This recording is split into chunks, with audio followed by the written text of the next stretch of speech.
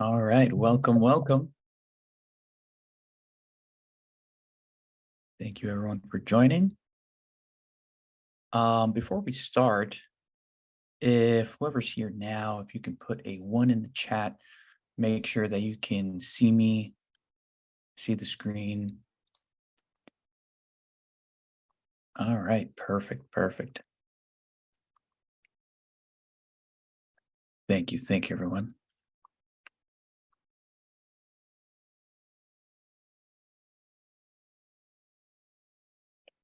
All right, I think we're good to go.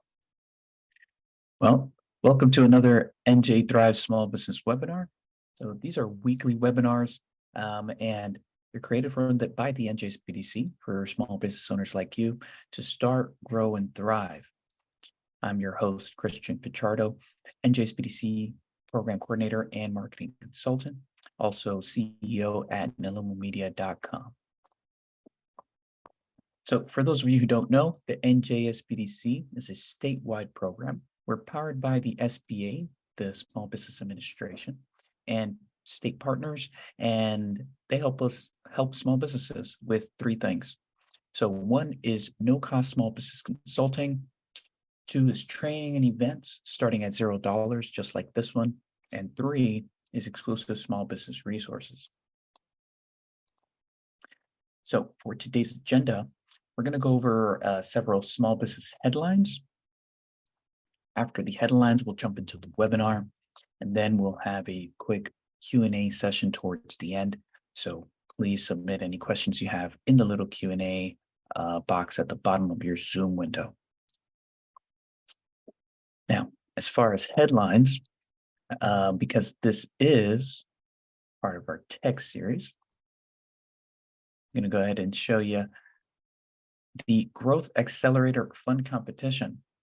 So this is a competition put on by the SBA. They're offering $50,000 to $200,000 in prize awards.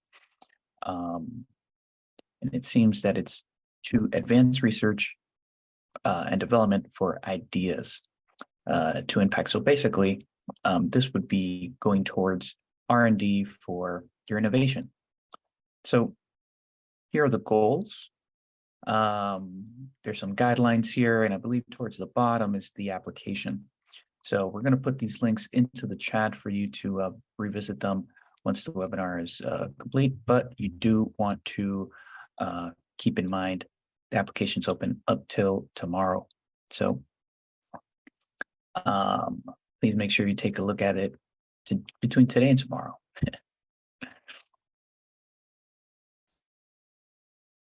And this next event here is Resources for Growth. So our partners at the NJBAC, New Jersey Business Action Center, are holding an event to show you what resources you have in the state that can support your small business. And you're going to be able to connect and network one-on-one with different government agencies in the state, people who are actually the technical assistance providers, and as well as lenders. So these are always super informative.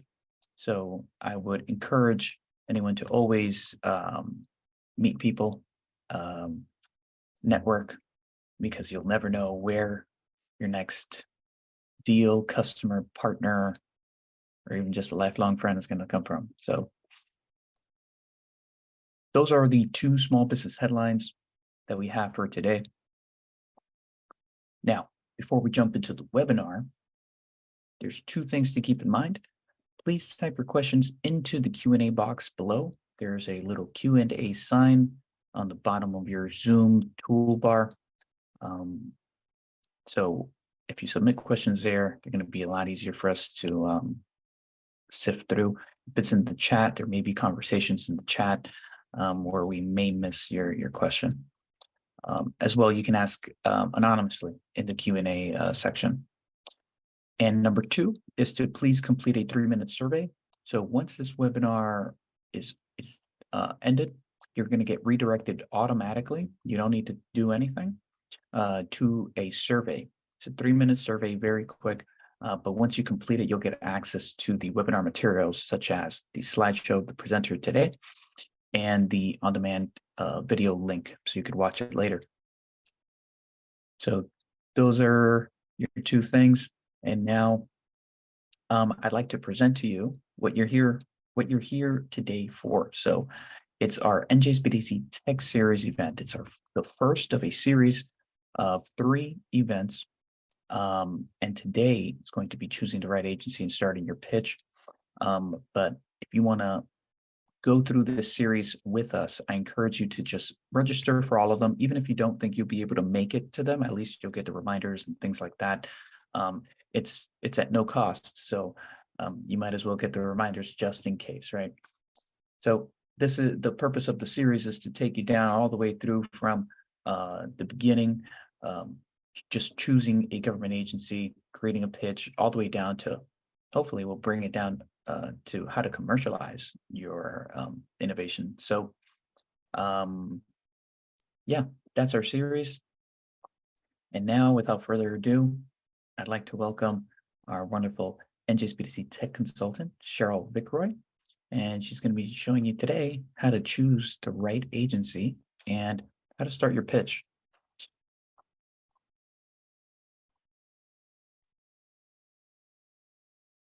There we go. Thank you, Christian. It is a course. pleasure to be here. Good afternoon, everyone. I am looking forward to this session and have prepared some slides for you for those of you who know a little bit about the SBIR STTR program, and then to carry on all the way through, as Christian said, hopefully more advanced versions as we progress throughout the year. I'm going to share my screen and you will be able to see my presentation.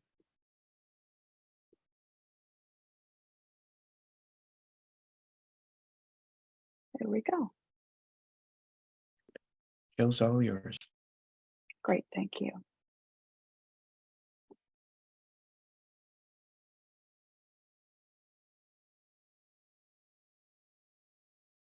And there we go.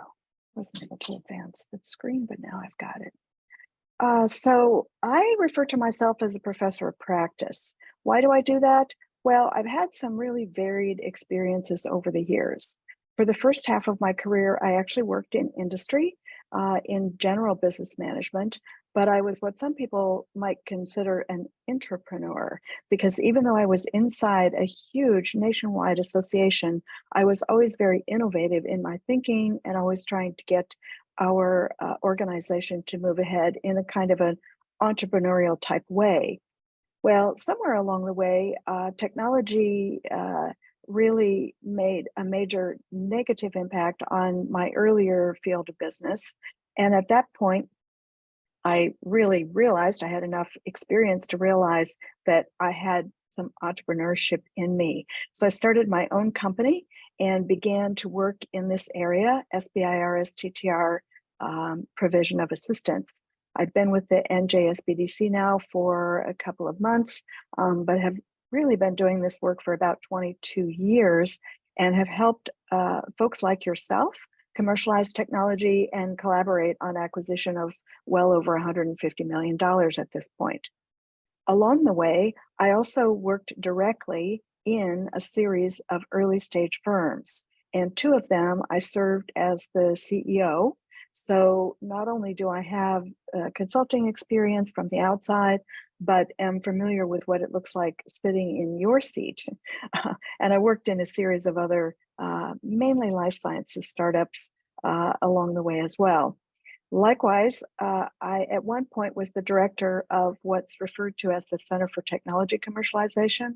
That is the equivalent of this New Jersey entity, but in the state of Wisconsin. I currently still am an adjunct instructor in the Masters of Science in Biotechnology program at the University of Wisconsin-Madison. I've been doing that for 15 years, and I teach professional working adults at the master's level about commercializing innovation. And that's a course that I've designed and developed and honed over the years. So I'm still doing that. I've done a lot of mentoring along the way, including with the NSF I-Corps. We might talk about that a bit later. And I also have invested in some early stage technologies, both as an individual angel that was part of an angel network called Silicon Pastors, which is in the Milwaukee area, and then currently as a limited partner in Bell Capital USA, which was a fund that was raised maybe 10, 12 years ago, mainly to help assist women-owned businesses in the technical realm. So all of these things have become crucial for me in honing the material that I'm about to share with you and give me the potential to have a very broad perspective. We'll do a brief review because there was an earlier session done on the basics of SBIR, STTR in 2022, and then we'll talk about the phases. We'll talk about which agency might be the best fit for your technology and about creating a pitch. And then we'll pick up again next time with some new topics in March. So what is SBIR, STTR? Well, first of all, I tend to call it SBIR, but if you're working in the realm with the Department of Defense, you might hear people even call it SBIR. They mean the same thing. It's the initials, Small Business Innovation Research. So first of all, the applicant has to be what the SBA, the Small Business Administration, considers to be small, which, believe it or not, can be up to 500 employees. However, it's generally not, the applicants generally are not that large. Often it's very early stage startups coming right out of academia or out of your garage or out of your, your imagination. However, there are some larger firms, still not exceeding 500, but larger, who do innovate as well. And what they're trying to do is find a source of funding for that's off their balance sheet. They don't want to take the high risk associated with this technology on themselves. So they're applying to this program as well. But it's not very common that you'd be competing with them directly. Innovation is crucial for this program. It's really designed to help America, the US, be innovative and remain on the cutting edge of technical-based realms.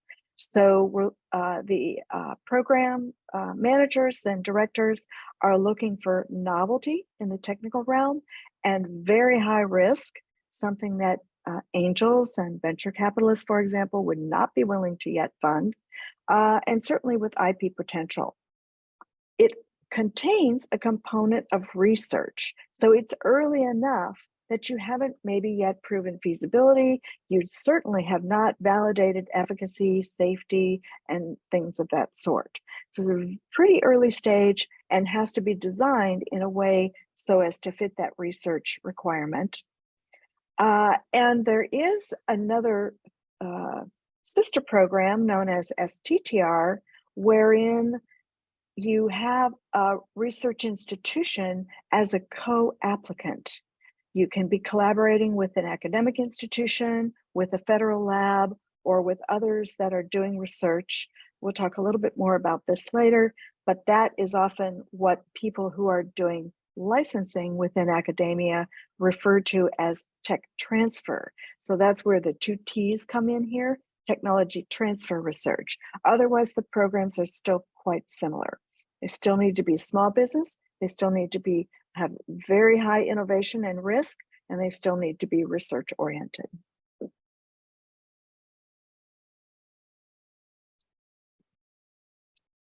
The breadth is astounding. The reason why is because every single federal agency, that is everything from the Department of Defense to the Department of Transportation to the Environmental Protection Agency, has to provide a certain percentage, it happens to be 3.2% at the moment, of their entire budgets towards innovation, towards funding innovation. Currently, that equates almost $4 billion annually. And there is up to their budgets are earmarked for small business, and there's up to 2.1 million available in non-dilutive funding for small businesses to develop these innovative solutions that meet the needs of the market. This is a complete list of the participating agencies, and you can see that they run the gamut from ones you've probably heard of to ones you may not have heard of. I don't know if you're familiar with the Department of Commerce or some of these smaller agencies, but this is the list, and the ones in red offer not only SBIRs but also STTRs, where you're partnering with a research institution, as I mentioned before, and where that research institution has crucial capabilities that are necessary for the success of the project. Why might you want to pursue SBIR STTR funding? Well, first of all, there are a large number of awards. Yes, it's highly competitive and you need to put forward a very strong application, but there are a large number of awards. There are over 70 solicitations. There are over 1,500 topics. And this capital is what's called non-dilutive.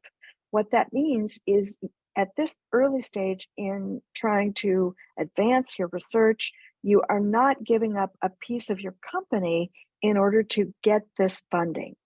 Yes, you do have to make an effort in a different way. You have to make an intellectual effort to put together your application, but it's not an investment like angel capital or venture capital, so you're not exchanging that for a share of your firm. This program enables you to build intellectual property that you then own. The government does not own your intellectual property itself. You own it yourself. They may have some small rights to it, which they sometimes exercise, but not frequently. And if you are in a situation where you will need later types of capital, such as angel capital, venture capital, etc., the peer-reviewed nature of this work demonstrates to those funders your credibility. So it very much helps you get jump-started and move towards other sources of funding that you may not be able to get without doing this work first. So there are several reasons to pursue it. What do we use it for? Well, obviously to develop new products or new services that are eventually available for sale commercially and even internationally. You might be able to establish a sole source marketing position with the government if, for example, you apply to DoD and they themselves want to buy your technology, so that can happen. But you can also, in other circumstances, you can also sell to the general public or other businesses, etc. In my opinion, the process, and I think in the opinions of most consultants, the process is very much worth it. Also for the strategies that you develop, the planning that you do, and of course the people and partners that you meet. So even if you find yourself having to redo the submission, you don't succeed on the first try, the process itself is worth all of the effort because you will learn so much that will help you have a successful business. The work is seen by the federal agencies in a series of different phases. The phases match with the technical readiness of your technology, but also with certain activities that you will do along the way, and also with certain dollar amounts that you might be able to secure for doing those activities. So for example, phase 1 is really always used to prove feasibility, and or some agencies call it proof of concept. It's pretty rough. The budgets are not very high, so the rough demonstration of feasibility or proof of concept, the expectation isn't that it be perfected at that point. It's only that you prove that you can manage the project to a successful conclusion and that you've proven feasibility or the proof of concept. In phase 2, you're able to access larger amounts of money. And there, what we often call is that you're developing a prototype. So you're hardening the design, you're maybe making something that's much more robust that can be used as what's called a minimum viable product or MVP, or maybe it's called a demonstration product. But in any case, that work is more advanced in the technical readiness than the phase one work. And then eventually, when we get to phase three is where you actually are able to commercialize something, because everything up until that point pretty much is often technical development. Here are some graphics and some further descriptions of what I've just laid out above. So for example, in phase one, it might be a breadboard device. It's clearly a very technical proposal, has very little to do with commercialization, although you must identify the possible market need and what the opportunity looks like. But it focuses on the technology, what you're going to propose to advance that, and then it wants to, the applicant, the reviewing agencies also want to know about your team, about the work environment. What do you have available to do this work in terms of facilities and resources? And then you have to create a budget that fits the scope of work for the funding that's allowed. Phase two, you provide a final report about your phase one work that you've completed so far. It's a separate application, and this one also includes a full-blown commercialization plan. Now it's a plan, so it doesn't still fund much in the way of actual commercial activities. There are other sources of funding for that we can discuss at a later point, but you must have a good plan for how you plan to commercialize your technology. Again, we have the same elements that we had in phase one, technical proposal all the way through the budget. Phase three, you're literally starting production. So you might be scaling manufacturing, ramping up production, etc. This often requires a match, and the match can come in from equity investment, which is dilutive, and you exchange a share of your firm for that. It may also include licensing or sales and product rollout plans, etc. Now, why would I have different dollar amounts across the top? Well, because even though all the agencies have this program, and fundamentally at this level, it's rather the same, individually, there are a lot of differences between agency to agency to agency. So we'll be talking about that a little bit as we go forward here today. But I want to point out some agencies only offer 100,000 in phase one. So some offer almost 300,000. It depends. And that's where you talk with one of us on the technology team, and we can help you find the right fit. This is an example of the technical or the technology readiness levels as defined by two of the agencies that we showed earlier, NASA and DoD. I point this out because these two agencies in particular often do want to purchase your technology from you, and they really want more mature technologies than some of the other agencies, which are willing to take on funding for what I would call very immature technologies. Normally, somebody like NASA and DoD wants the applicant to be already at something like a TRL 6.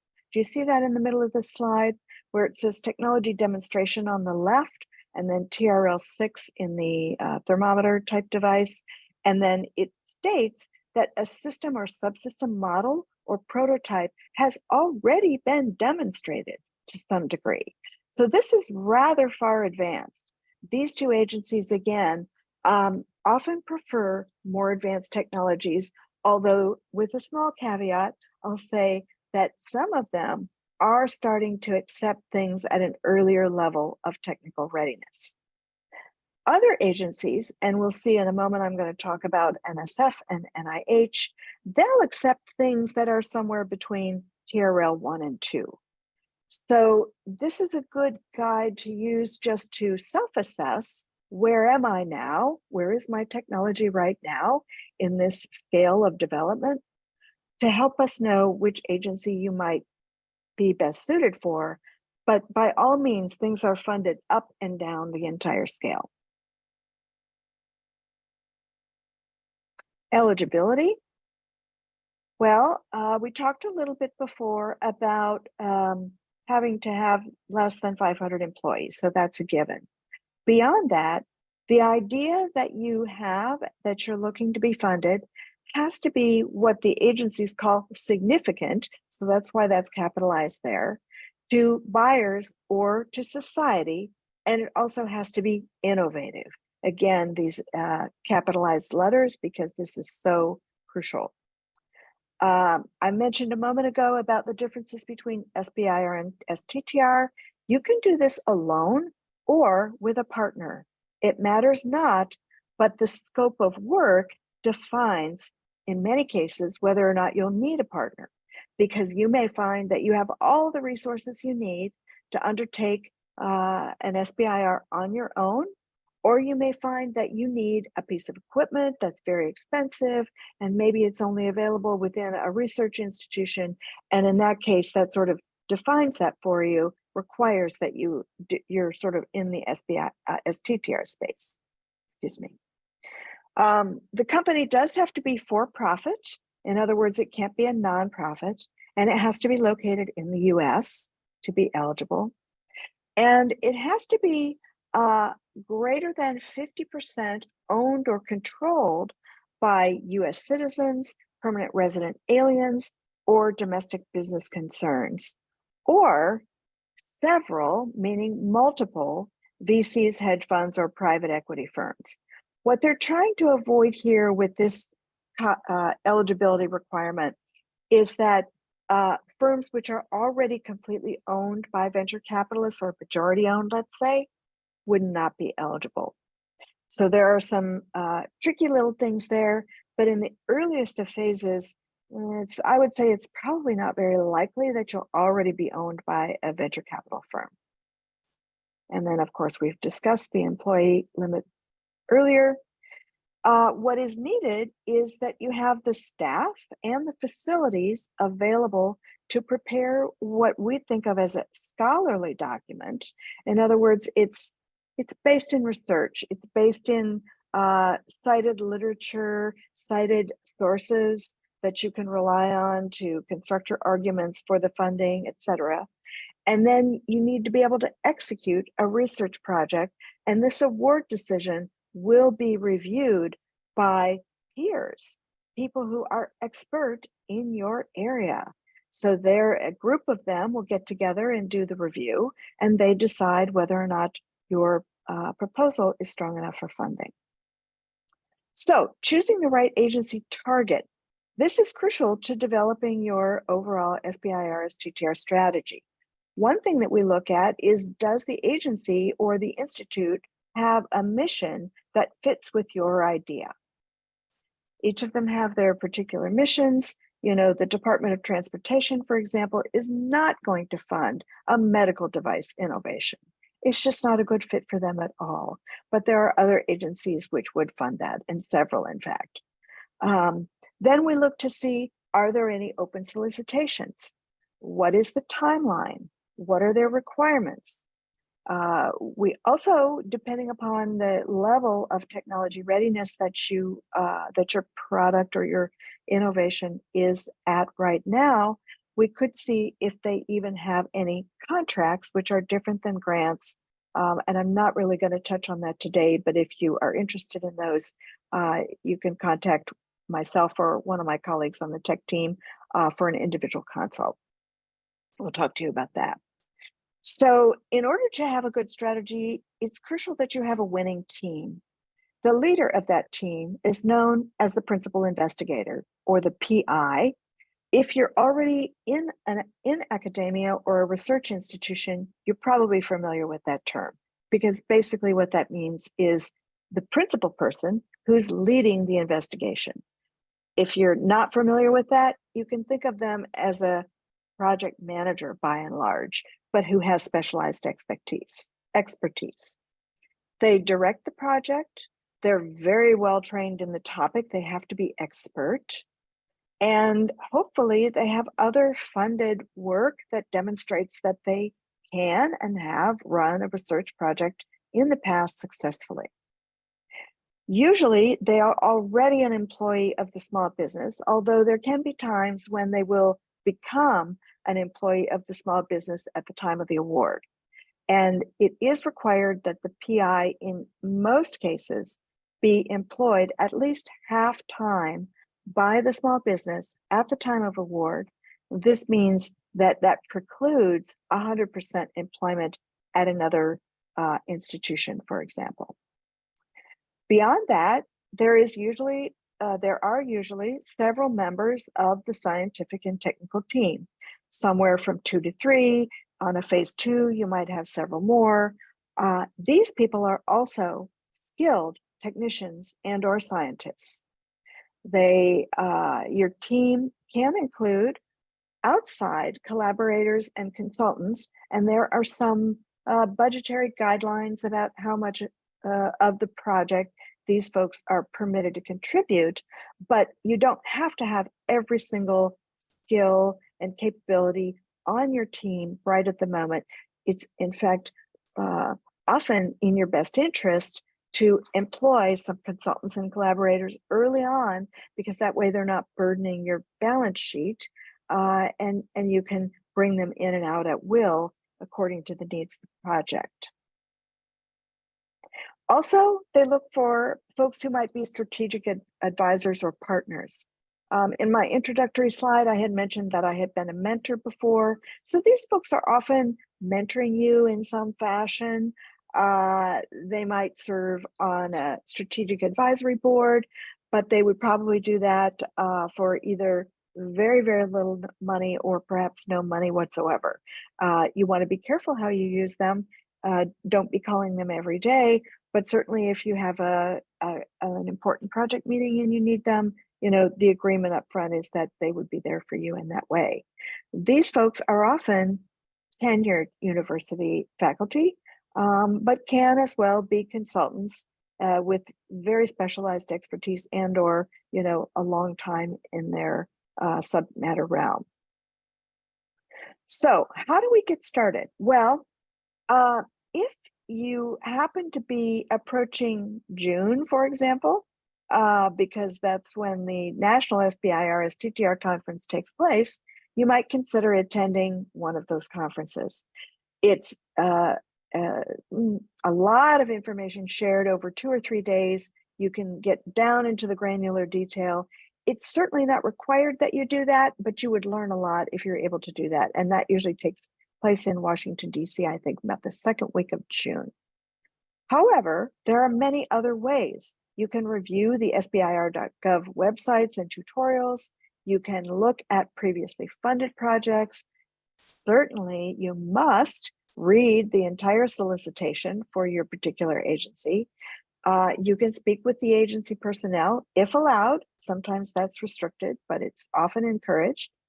And you should plan to set aside about 8 weeks minimum, up to 12 weeks, or even longer if you've got it, to complete an application for the first time.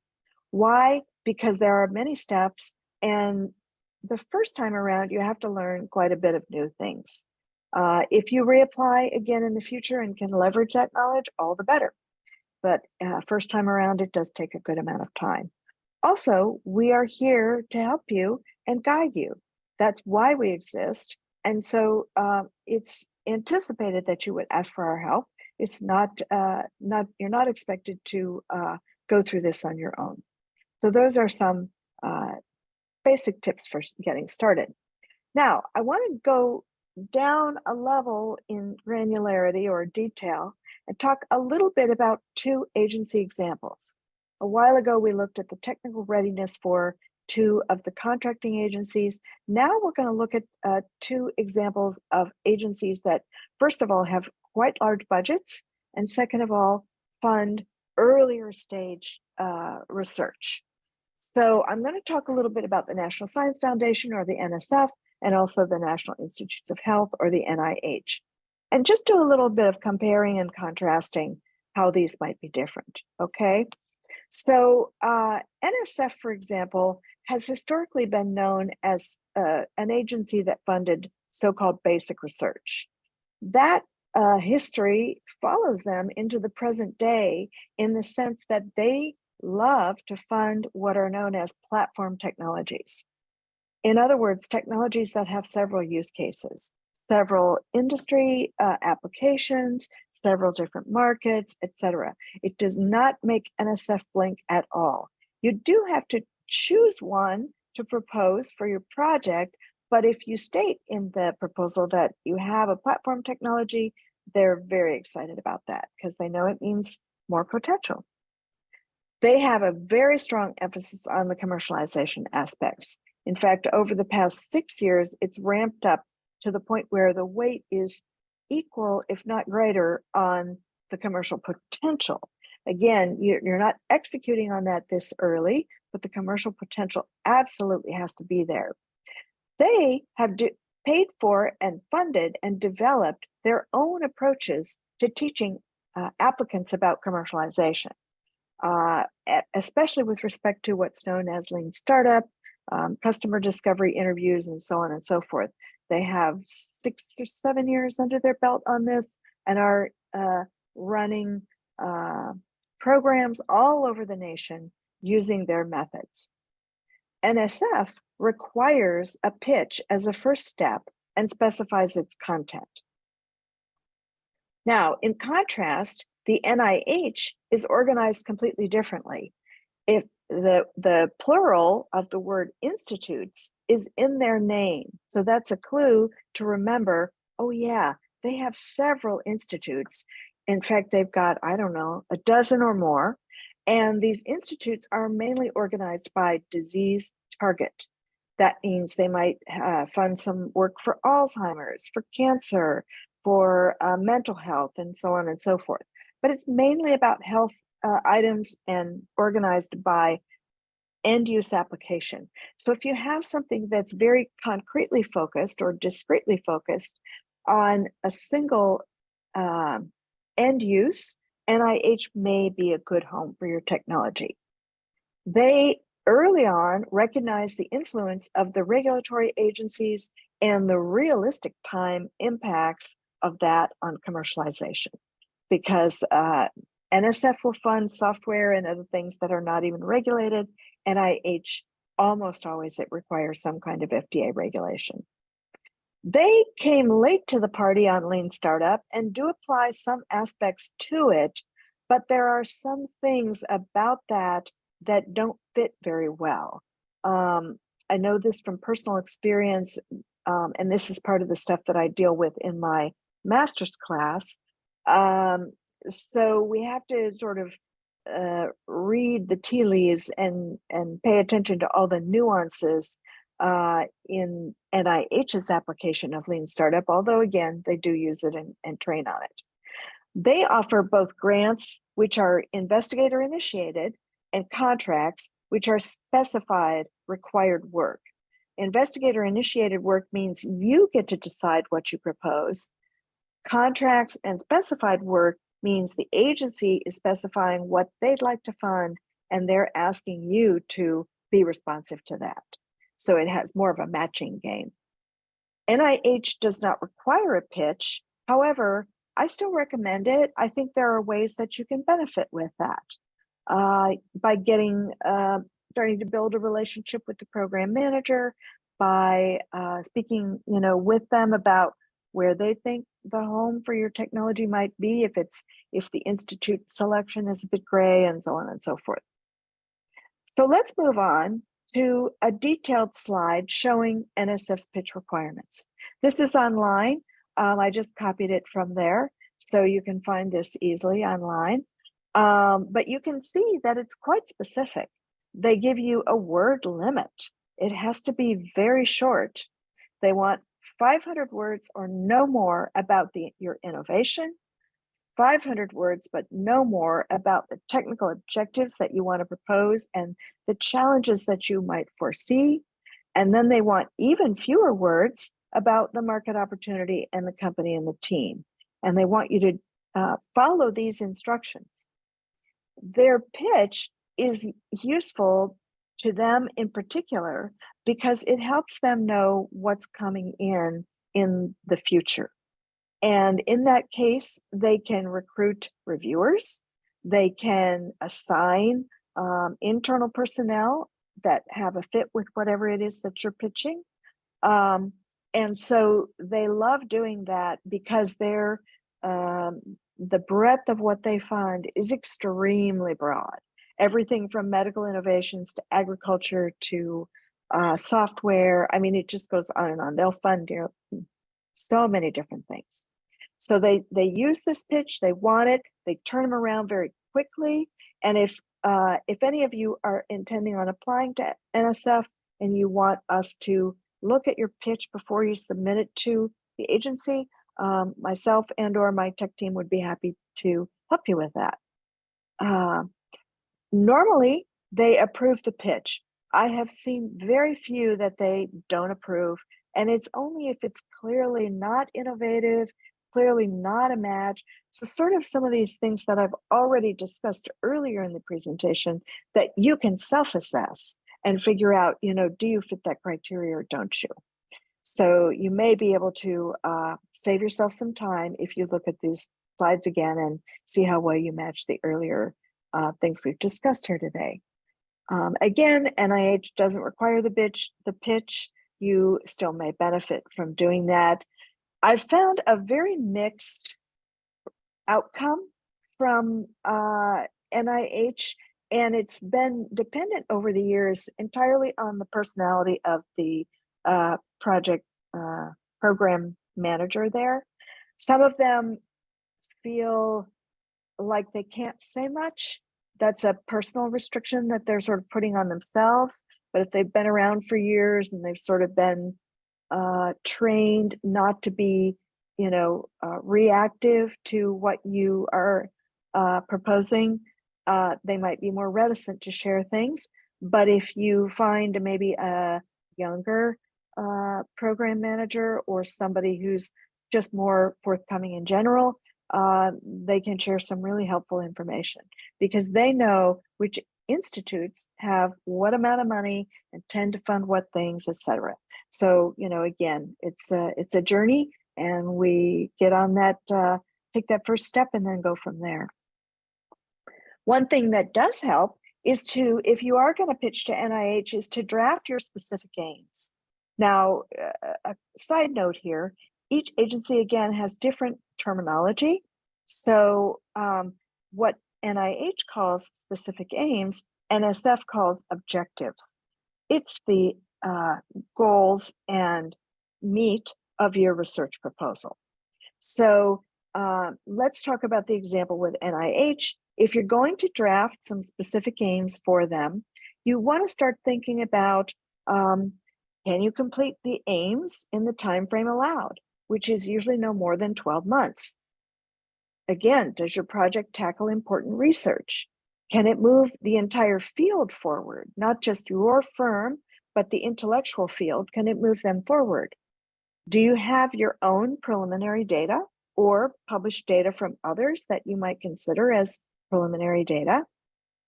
At a high level, what things can you reasonably achieve within a year?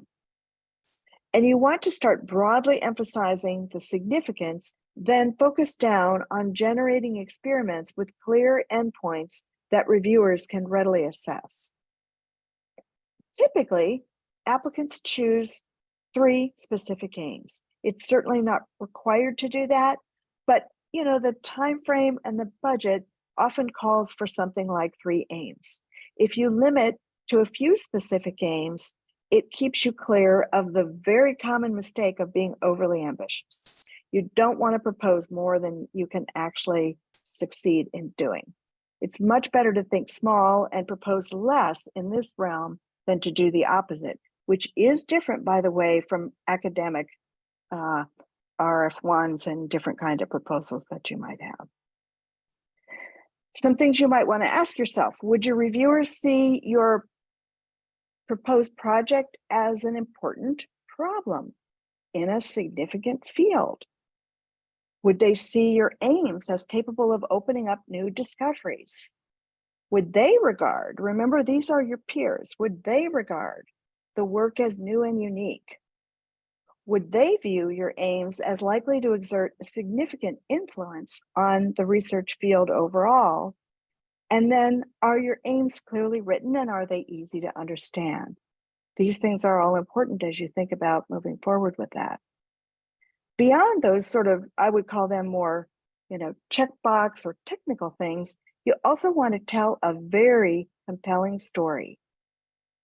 We have the messages, and then we have what do we do with that with respect to the pitch. So first of all, there's an important problem. Current solutions are completely inadequate. Our approach is innovative, and there is a viable commercial opportunity. The pitch or significance, well, if there's an important problem, why is it important and important to whom? If the current solutions are inadequate, what are the alternatives and what are their shortcomings? If the approach is innovative, what is the approach and how is your approach different than that of others? And lastly, then, for the commercial opportunity, what is the product? Who is the target customer? And why will you win out over others that might be applying as well? So I'm coming to the end of my presentation and starting to wrap up a little bit. We will have in about 4 minutes or so some Q&A, so you have plenty of time to ask questions. In fact, I see a couple in the Q&A box already, so you might start thinking about framing up your questions. But we are here to help you get started. We'll help as an objective outside third party to test your idea for mission fit with the agencies and help you preliminarily identify the best strategy for agencies, solicitations, topics, and so on and so forth. Beyond that, we help you with the specifics of your proposal strategy. We can look at your aims and make sure that those are actual research outcome oriented. We can brainstorm with you about the significance and perhaps how to improve that in terms of defining and solving a problem where the solution has great impact. And certainly we can help you, if need be, draft your budget, because frankly, often doing that first draft of your budget can impact your point of view on your scope of work and may require that you shrink it or enlarge it or so on and so forth. This often happens if you have collaborators or co-applicants, because you may not have any sense of what they're going to charge you for their part of the project until you bat it around a little bit, think through with them what is that potential scope, and then try to iterate and refine it.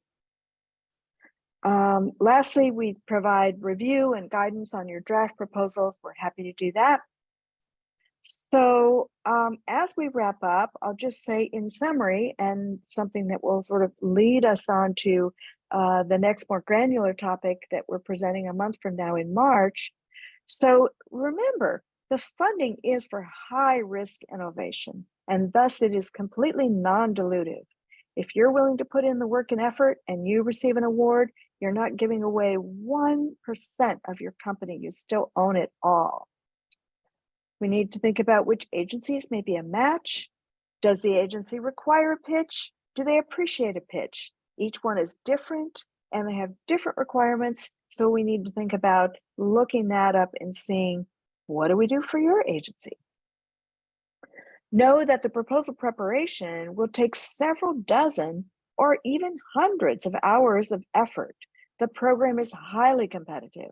So you have to have the time and be able to commit the time to think through something or you want to make sure you have a long enough timeline that if you don't have a lot of time in the near term, you are able to stretch that out and apply again in the future.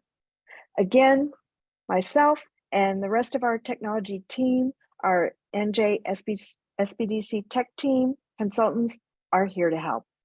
In the meantime, some additional resources. This is a very general one because it has to speak generally about SBIR's STTR program, but it can't speak well about the differences from agency to agency. There are some tutorials there that will help you get started. And then if you're looking at the participating agency budget specifics, for example, I provided yet another link so that you can see the size of their budgets. But again, we're here to help you drill down. So with that, I'm going to stop sharing, turn it back over to Christian, and he will help us take care of the Q&A. Awesome. Wonderful presentation, Cheryl. I was in the background taking pictures of the screen because I just thought you worded some things so well that I want to use. So thank you. Thank you. Great. So right now we're in the Q&A part of this session. So go ahead and submit any questions. You can submit questions as yourself or anonymously, and that'll be in the little Q&A little icon on the bottom of your Zoom window. First question I see here is from Miyang, and the question is for phase 1. What percentage of the team members need to be a U.S. citizen or legal resident? Okay, so generally speaking, the most crucial thing is the PI's status. And that person, so this is not really the percent of the team members, it's the percent of employment that the person has at the small business.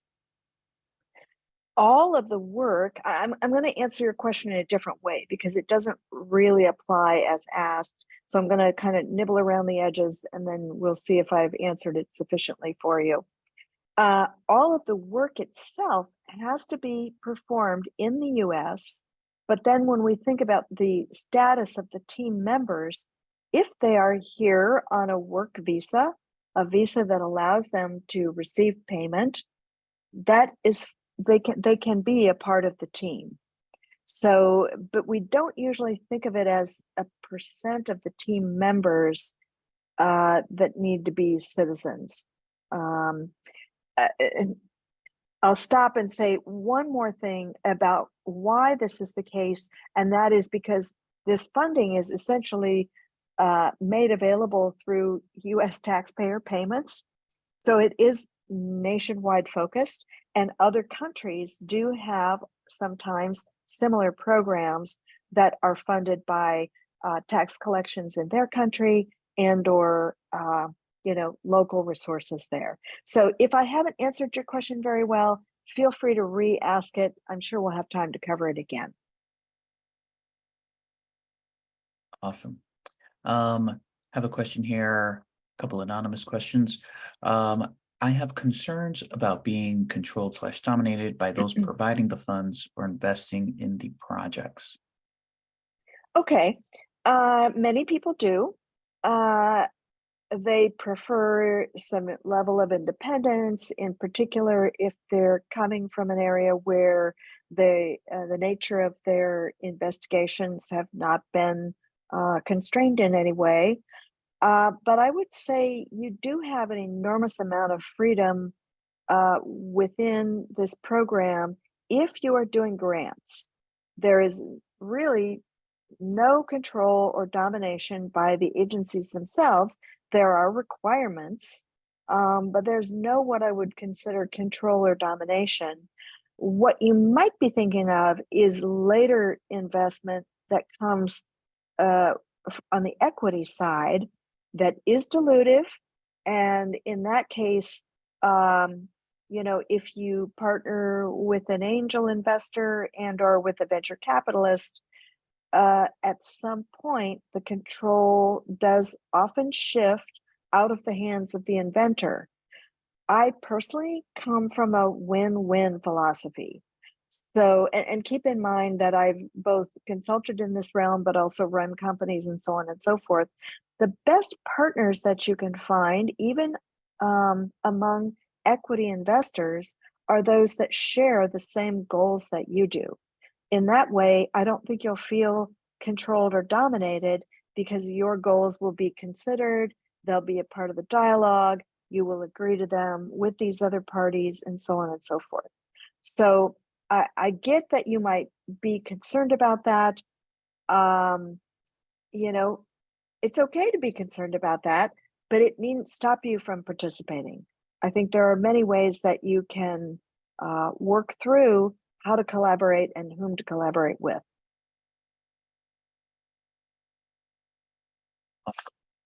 Awesome. Another question here. It may or may not be along the same lines.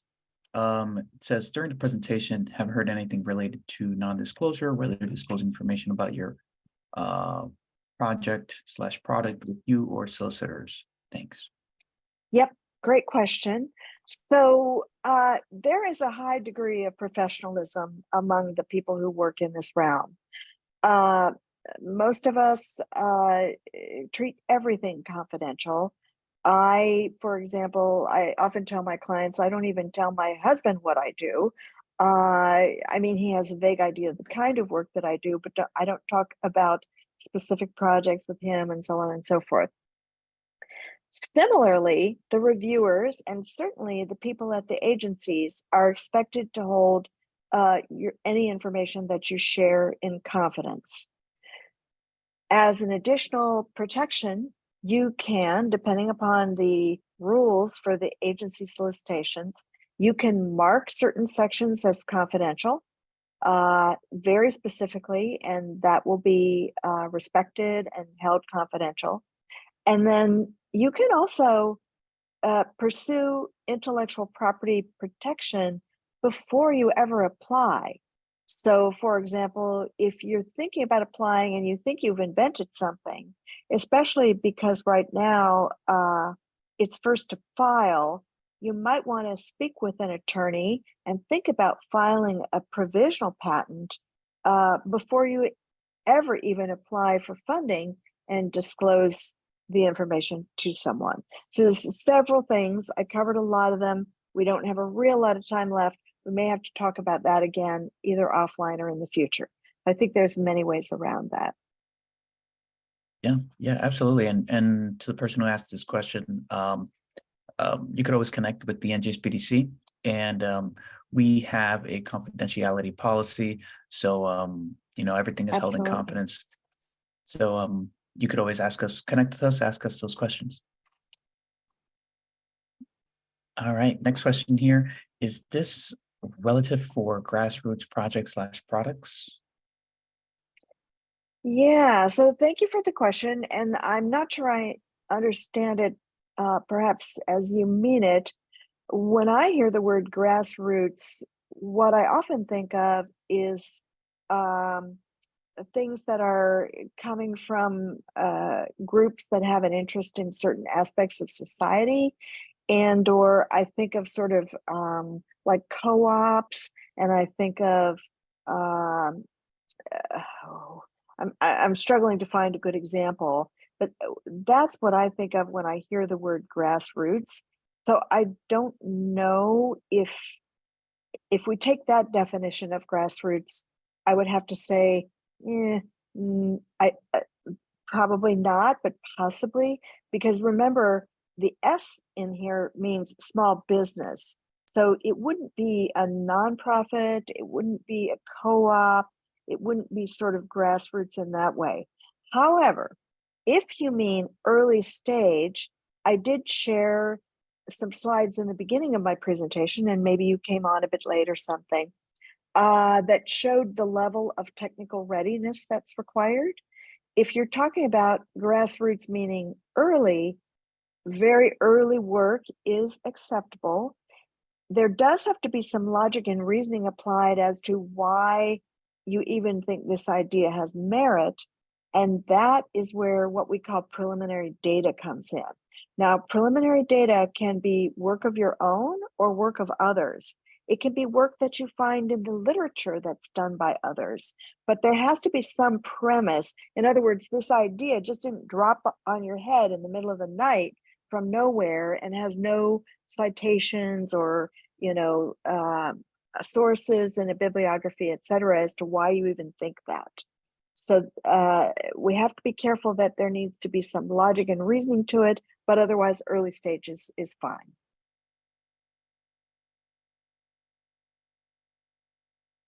So we're getting close to the end. We have about a minute, but I'm seeing some great questions. I can stay on longer if other people can, but Oh, perfect, perfect. So I think there's two questions here that I think would be great to answer. Go One ahead. of them is from our friends over at the NJDA, Francis Keel. He asks, can you talk a little bit about phase zero funding and whether all agencies offer phase zero funding? Sure. So there is a phrase that I didn't discuss in my presentation, but in the field is called phase zero funding. And really what that means is, I take that to mean these little micro grants that uh, help people prepare more diligently uh, for their creating their presentation. And we do that via micro grants, which fund the work of service providers like myself or technology consultants like myself. That is not often necessarily offered by the agency, rather it's offered by their state partners. So because there is a large group of people such as ourselves who are operating at the state level that support for people in state this work with the federal agencies. I think that's what you're talking about, Francis. If you have something else in mind there and I've missed something, let me know. But I'd say it's state-based. It's not really the agencies, except in rare exceptions. And there are some newer DoD programs that are offering what you might consider the equivalent of phase zero funding. Not the traditional definition, but roughly the equivalent of. And that's a real little amount of money, like maybe 25 grand, to explore some aspect of whether or not that agency might actually want to end up being your customer.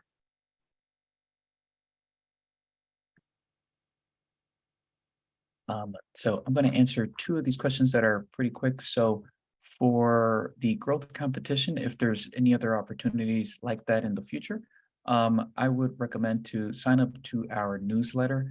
We've just created a tech newsletter that's going to go out twice a month, and you'll be able to get more information on any upcoming funding opportunities or events that we may know about. And we could definitely, if you send me an email, actually, I can make sure that you're on it. I'm going to put my email specifically in the chat right now. There you go. And there's another question on what's the patent process. So that could be very detailed and very specific to your business. So I'm going to recommend to go ahead and request counseling at the NJSBDC. Again, it's no cost. So you'd go to njsbdc.com and there you could submit an email, the county where you're from, and we'll connect you with someone who can help. Now, this last question is very specific and I like it.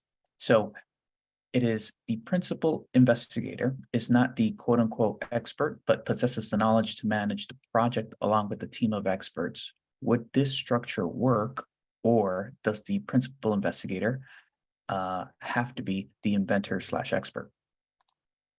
That is an excellent question. I like it too. So in your case, you're saying the PI isn't the expert. The PI has some expertise, but it's more like project management. This is how I'm taking your question in any case. That structure can work, but it's atypical. It can work if you have a co-applicant. Say, for example, if you're in the STTR realm, it can work if there are other technical experts on the team and they're being paid on the project, etc. What the agencies are really looking for is the best possible match between the technical scope of work, the budget that you're requesting, and the resources and capabilities of the applicant. And you get to define how that applicant is structured, whether that's your full team in your small business or whether that's one person and collaborators, etc.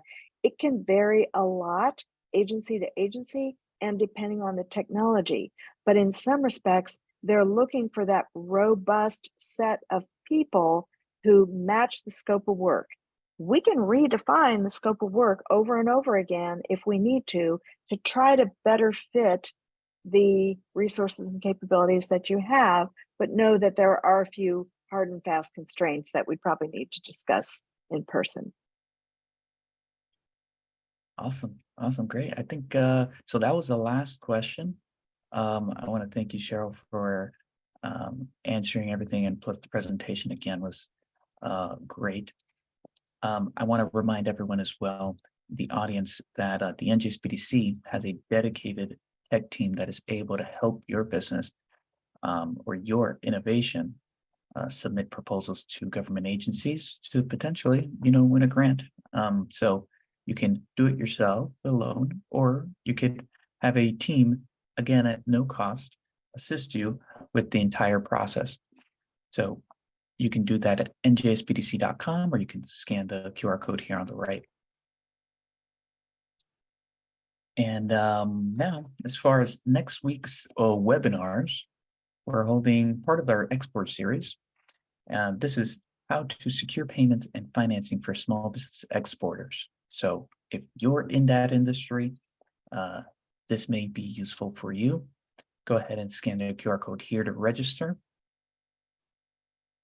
I'll give you guys a couple of moments to do that. By the way, Cheryl, I saw tons of thank yous for the great webinar to you.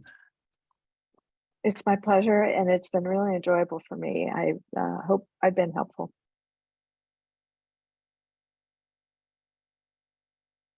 Absolutely. And so that's pretty much it, everyone. We're the NJSBDC. We've helped over 15,000 plus small businesses grow. We have no cost small business consulting, training, and events like this starting at $0, and exclusive small business resources. So to get started, go ahead to njsbdc.com, submit an email, your county, and you'll get connected with a small business consultant near you. So I will see everyone next week, and that's all. Thank you again, Cheryl, and bye, everyone. Thanks, everybody.